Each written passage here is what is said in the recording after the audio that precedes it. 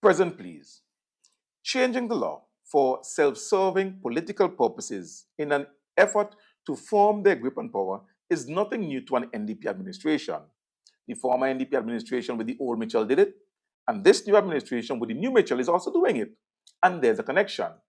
But to help me explain the connection, I'm going to use this clip from an interview featuring Jamali John, NDP Senator and current Deputy Speaker in the House of Assembly, explaining to the host of the radio program the political reality of the challenge brought by the ULP to the election of Bramble on Friday in the last election. Listen to Senator John. Here's the reality. Here's the political reality. The challenges that are being brought against our representative for Northern Grenadines and East Kingston. These are two seats at the ULP.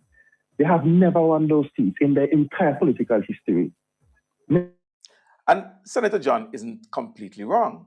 The ULP, the Unity Labour Party, has never won East Kingstown. But Labour has.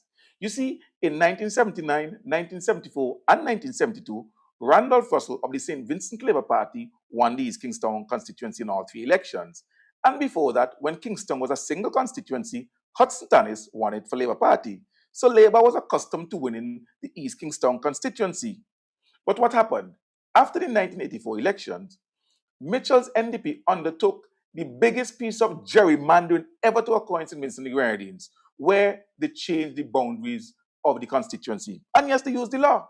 And what they do? They redrew the boundaries to remove an NDP stronghold from West St. George, attach it to East Kingstown, so as to ensure that the NDP population in that constituency was massive and they would never see defeat again. Oh, and by the way, they did that for the Grenadines too. The Grenadines was one seat. They split it to two.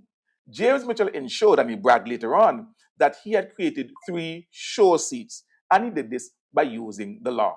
Fast forward, and they're attempting the same thing in the same 2 constituencies, East Kingstown and the Grenadines. And what are they doing?